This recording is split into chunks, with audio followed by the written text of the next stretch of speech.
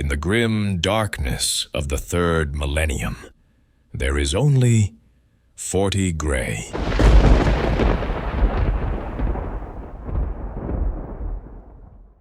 Our story starts here, among the ancient relics of a bygone age.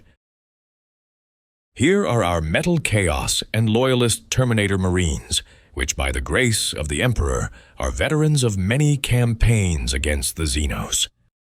Next to an ancient photograph of Brother Christopher lie first edition plastic Terminators, painted mostly by Brother Chris's hands. To the left of this arcane display is a recently framed piece of ruled A4 white paper. This ancient relic was recovered from inside our Death Watch expansion box, alongside some other first edition figurines. As you can see, there are crude custom maps and undecipherable texts hastily scribbled onto the parchment. If one relic can teleport me back to those times, it's this picture. And here we are in 2025, the next chapter in my Space Hulk story. Since the creative yet limiting days of the 1990s, technology has advanced to the point of which our wildest dreams can be fulfilled. Well, terrain dreams at least. With the advent of the 3D printer, man is now capable of bringing forth the digital realm into our physical world. Layer by layer, the machine spirits toil. Their digital songs, sung via bearings and brushless motors, tireless and indefatigable. Machine code surging through their wire veins. They ask for naught except for fresh filament to feast upon, and I am happy to obey. Here is the fruits of my labor, a fraction of the full set I have created. Brother Gray's achievements lay bittersweet. The one thing that he could not replace nor recreate with mortal hands was Brother Christopher. He drew solace that he could now at least forge new stories on board the Sin of Damnation, fully realized in glorious 3D with new battle brothers. Brother Simon, Brother Mark, and Brother Martin. Brother Christopher's memory will live on. The Emperor knows his name.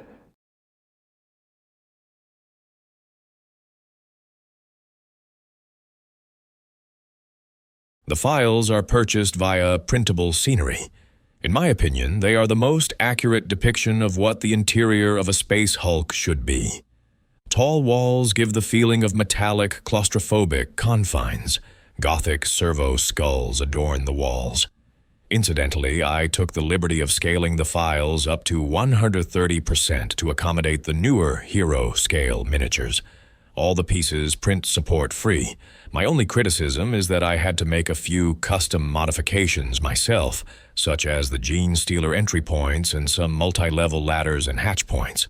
The set would also benefit from some larger style rooms and a few tweaks here and there. As good as the card tokens are, nothing says blazing promethium like 3D lit flames. I downloaded a free flame file and edited it so that it would fit an LED candle. I then printed it in clear PET-G filament.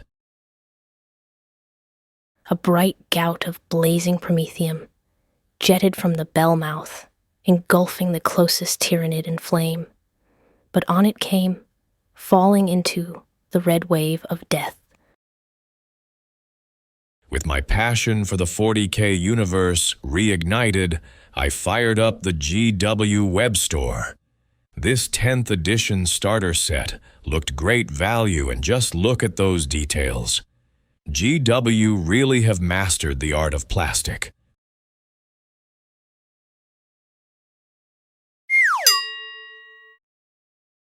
The miniatures are gorgeous, a testament to their skill in manufacture. The Marines are certainly heroic in scale. The Tyrannids are gribbly and nasty looking. And yet, the set is devoid of nostalgia. There is nothing here that calls to me in any way and links to any part of what I remember as Rogue Trader or 40K. Suffice to say, This is not a reflection on the direction of GW, or in any way a criticism of this current set. On a whole, it's a great value starter box with gorgeous miniatures and great photography. It's clearly just that I'm 50+ years of age, and my exposure to the Warhammer universe is from days of old. To learn a new system will take time and patience, so I venture out onto the web to see how long it will be before GW bring out 11th edition. Every 3 years. In practicality, this means that by the time I've built armies and learned 10th edition, it will already be out of date. Then, I would need to spend more money on 11th and even new codices to support it. I am in my 50s. There are more years behind me than ahead. Do I really want to embark upon an endless cycle of learning new rules for the same game? The conclusion is a resounding no. Instead, I look back to the beginnings of the 40K journey, to a time shrouded in nostalgia. I look to 2nd edition 40K, or 1st edition 40K in reality. First, let's take a look at the literature from the Golden Era. Wow. I could spend untold hours poring through these pages, and indeed that is my next quest while I am on annual leave.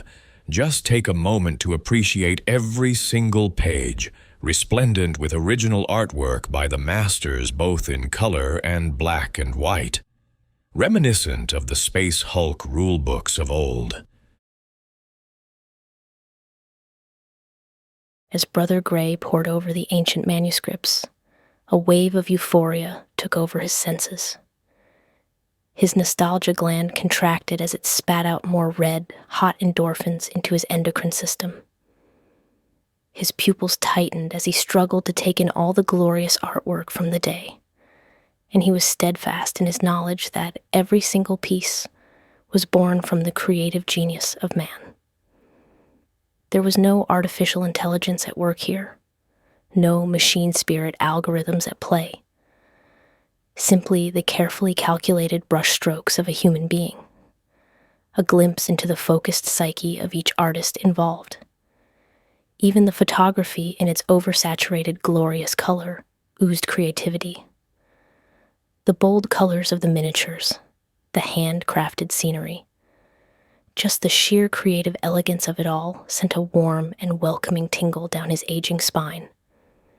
He likened the sensation to visiting an old friend, a cozy fire, and plenty of lager between reminiscent stories of deeds of old.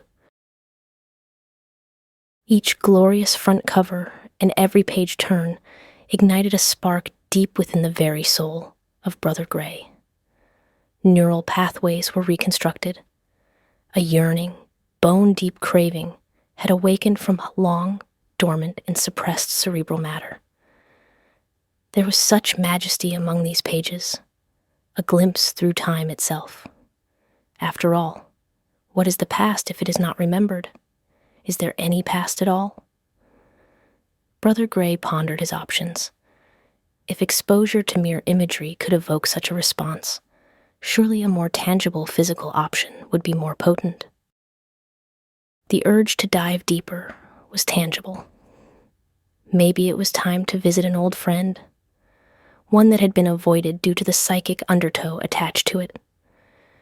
In 1995, the journey had ended for Brother Gray, and a whole lifetime of 40K had been avoided. They say that time is a great healer. I would agree in part that the cutting edge does get dulled. However, the wound still runs deep and will never heal. Let us not ponder further on this matter, instead focusing on the fresh challenge at hand. Brother Gray would need a 2nd edition starter box, the Dark Millennium expansion, some character models, and of course, some era-appropriate vehicles. It was clear from the get-go that his preferred Space Marine chapter would be the Blood Angels.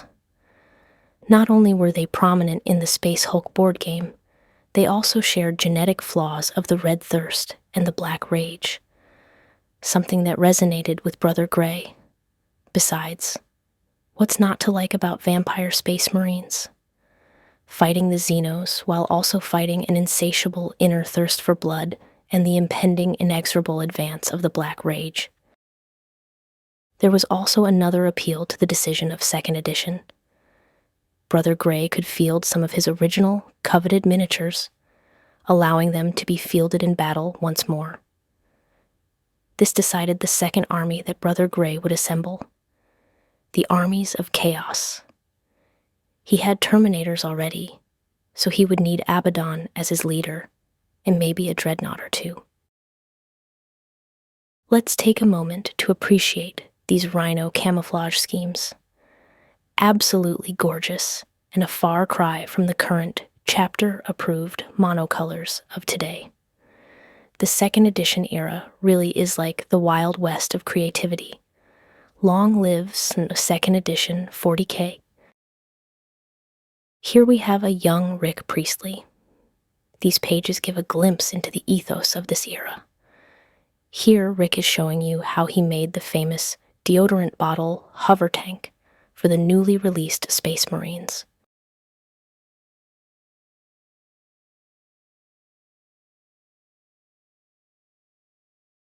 Glorious, isn't it?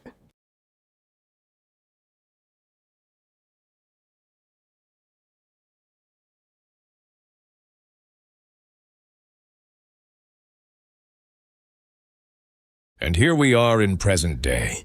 I have scoured the eBays for the last few weeks and expended much dollar on the way. Yes, that's a real unpainted Land Raider, and a few other vehicles of varying condition awaiting strip down and restoration. Let's look at the bounty of 90s plastic and metal that is currently in progress. Each metal character is from a different seller. Each comes with its own story. Some painted, some stripped, and everything in between. Everything here in gray has been prepped and primed ready for paint. It takes many hours of scraping mold lines and flash to get to this point, but it has so far been quite rewarding. The metal characters are superb in detail and pose. They certainly lack some dynamism of the newer sculpts, but they do prove that sometimes. Less is more. I suppose this is a good time to state my objectives for the project to help you with further expectations on this channel. I'll be showing how the components come into me and how they progress. This machine spirit or others like it will narrate my thoughts best they can. I will be using modern processes for restoration and painting, plus utilizing the power of 3D printing to enhance the project where needed. Believe it or not, these dreadnoughts are fully 3D printed in resin. They are wondrous to behold, with even more details than the original models and a fraction of the cost. I printed these as a test while awaiting delivery of miniatures, and although amazing, I will be replacing them for originals in due time. You see, they are an insult to the Emperor every second they are allowed to exist on the tabletop. They have no history, no story, no machine spirit.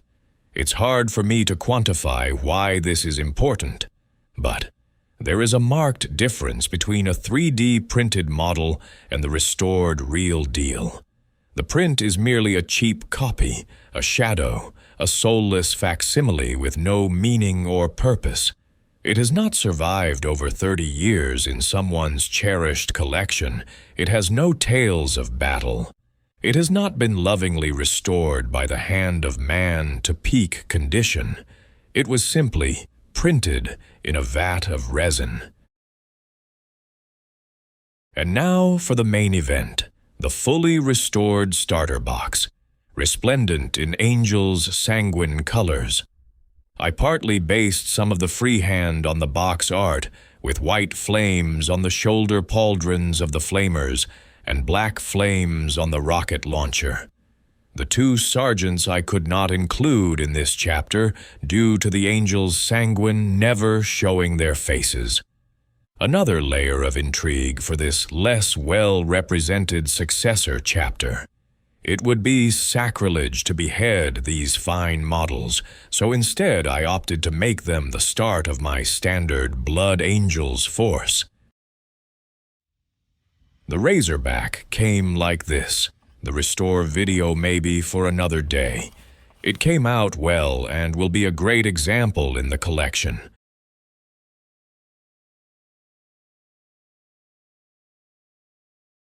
The Land Raider is missing a laze gun and a hatch. These will be printed as replacements are scarce and expensive. This Chaos Rhino is fairly intact, but easier to restore due to its chaotic alignment. This Whirlwind is a good example and even has rails. The Predator Devastator shows good promise of restoration too. I have printed the Land Raider in full, partly out of curiosity. It will be interesting to see how it compares against the real deal. Chaos Renegades and Warriors. These were gifted to me by a good friend. They are from his own collection and date from his teens. Each one is a masterclass in character. They will be fun to paint and are a well-needed addition to my Chaos army. Thus, we conclude this introductory video. If you have made it this far, I thank you for your valued time and hope you have enjoyed the presentation. Please like, comment, and subscribe if you wish to see more. These videos take some time to produce, and the future of this channel rests in your hands. Please comment on anything you wish to see more of. I will do my best to try and tailor the channel to best entertain you. May the Emperor's light protect you. Farewell, friend. Goodbye.